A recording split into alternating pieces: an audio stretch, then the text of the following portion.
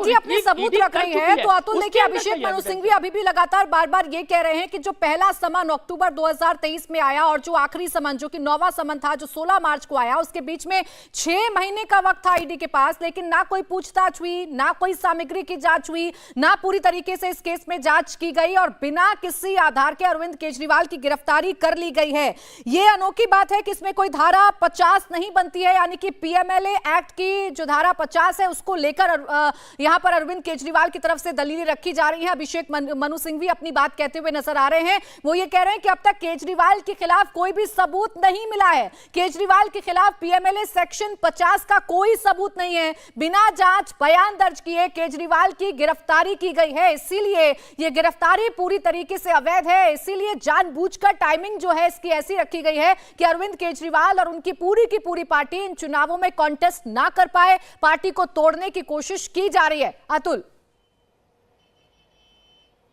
देखिए, पहला 9 सम्मन जो है वो ईडी अरविंद केजरीवाल को कर चुकी थी। पहला सम्मन ईडी कब करती है? जब जो मनीष सिसोदिया जो डिप्टी सीएम थे, जो आबकारी मंत्री थे, उनकी जब बेल रिजेक्ट करती है सुप्रीम कोर्ट। देखिए, कोई भी जांच एजेंसी कोर्ट के अंदर आप गिरफ्तारी कर लेते हैं, लेकिन निश्चित रूप से एविडेंस आपको कोर्ट के अंदर रखने होंगे और ईडी इस बात को अच्छी तरह जानती थी। अपनी गिरफ्तारी को चैलेंज किया है मुख्यमंत्री अरविंद केजरीवाल ने हाई कोर्ट के अंदर। तो ईडी पहला सम्मन जब देती है, जब जो मनीष सिसोदिया है उनकी बेल रिजेक्ट होती है, सेम डे शाम को ईडी पहला सम्मन दिल्ली के मुख्यमंत्री अरविंद केजरीवाल को देती है और 2 नवंबर को पहली बार उनको पेश होने के लिए कहा जाता है। लेकिन अब जवाब देखिए, जब हम पहले भी इस बात पर काफी चर्चा कर चुके हैं प्राची की 9 सम्मन ईडी की तरफ से दिए गए, लेकिन किसी भी सम्मन के ऊपर मुख्यमंत्री अरविंद केजरीवाल ने इन्वेस्टिगेशन ज्वाइन नहीं की। वो लोअर कोर्ट के अंदर जाते हैं, उसके बाद सेशन कोर्ट में जाते हैं, हाई कोर्ट में जाते हैं, कहीं से भी उनको राहत नहीं मिलती। जो 2 शिकायत ईडी की तरफ से जो लोअर कोर्ट है उसके अंदर की गई थी, उसमें उनको सम्मन किया जाता है। पहले सम्मन के ऊपर जो है वो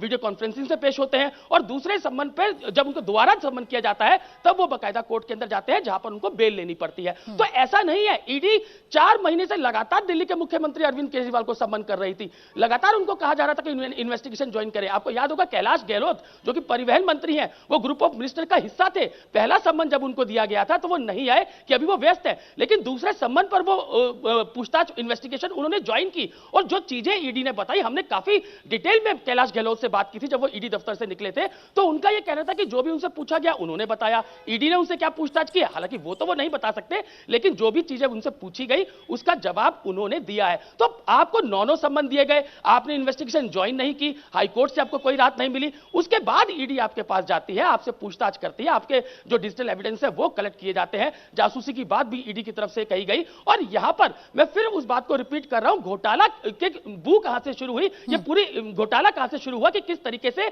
ये बताया गया साउथ लॉबी को कि जो आपका मार्जिन है, जो आपको मुनाफा मिलेगा, वो पहले 5% होता था, लेकिन अब इसको बढ़ाकर 12% कर दिया गया है। यही कारण है कि जो साउथ लॉबी थी के जो जितने भी बड़े बिजनेसमैन थे, शराब के व्यापारी थे, उन लोगों ने ईडी के पास सबूत है। ईडी लगातार अपना जवाब कोर्ट में दाखिल कर रही है। 226 पेज का हलफनामा ईडी ने जारी कर दिया है, यानी कि कोर्ट को सबमिट कर दिया है। ईडी ये कह रही है कि किंग पिंग है अरविंद केजरीवाल इस पूरे शराब घोटाले के। और अभी जो अभिषेक मनु सिंघवी कह रहे हैं वो ये कह रहे हैं कि बिना किसी पूछताछ के सेक्शन 50 नहीं बनता है पीएमएलए एक्ट का अरविंद केजरीवाल पर। यह सरासर गलत है। हालांकि जिस पूछताछ के इर्द गिर्द अरविंद केजरीवाल के जो वकील अभिषेक मनु सिंघवी इस वक्त दलील दे रहे हैं, उसी पूछताछ के लिए 9 बार समन अरविंद केजरीवाल को जा चुके थे। 9 बार अरविंद केजरीवाल को पूछताछ के लिए ईडी ने बुलाया था, बाकायदा कोर्ट का दरवाजा भी खटखटाया गया था, जिसके बाद अरविंद केजरीवाल की गिरफ्तारी हुई है। तो अभिषेक मनु सिंघवी पहले जब कोर्ट में पेश हुए थे राउज एवेन्यू कोर्ट में, जब अरविंद केजरीवाल की कस्टडी को लेकर बहस हो रही थी, तब भी यही कह रहे थे कि पूछताछ नहीं हुई, पूछताछ अगर आपको करनी थी तो आप हमें बुला सकते थे। लेकिन 9 समन ईडी दे चुकी थी, उसके बावजूद अरविंद केजरीवाल पेश नहीं हुए थे पूछताछ के लिए। अतुल, देखिए, अरविंद केजरीवाल की गिरफ्तारी कहां से तय होती है? पहले जब के कविता को हैदराबाद में ईडी उनके घर पहुंचती है, के कविता से पूछताछ करती है। के कविता कौन है? बीआरएस नेता है और जो साउथ लॉबी है उसको हेड कर रही थी, क्योंकि जो शराब व्यापारी हैं उनको भी एक ऐसा नेता चाहिए था जो कि डील जो दिल्ली की आम आदमी पार्टी है उससे कर सके। और यही कारण है कि जो बड़े शराब व्यापारी थे साउथ लॉबी के, वो लोग कॉन्टेक्ट के कविता से करते हैं और के कविता जरिया बनती है इस पूरी जो नई आबकारी नीति थी उसमें इन लोगों को यहां तक पहुंचा सके, और इसके लिए ये पैसा मांगा गया। जो स्टेटमेंट है, कई नेताओं की स्टेटमेंट है इसके अंदर, जिसमें ईडी ने ये स्टेटमेंट रिकॉर्ड की है, जिसके अंदर ये कहा गया है कि पैसों की जरूरत थी आम आदमी पार्टी को, इसीलिए इस नई आबकारी नीति को बनाया गया। बाकायदा इसकी जानकारी थी कैसे कि 5% से बढ़ाकर 12% इस प्रॉफिट को करना है, ताकि जितने भी बड़े शराब व्यापारी हैं वो दिल्ली की जो नई आबकारी नीति है उसके अंदर इन्वेस्ट कर सके। और यहीं से इस पूरे घोटाले की शुरुआत हुई, जब 7% आप समझिए कि कितना बड़ा प्रॉफिट जो है वो शराब व्यापारियों को होना था, और इसी की एवज में ये पूरा पैसा आम आदमी पार्टी को हवाला के चैनल से, और इसके डिजिटल एविडेंस है। मैं फिर इस बात को रिपीट कर रहा हूं कि ईडी तो ये कह रही है पैसा आप खर्च कर चुके हैं,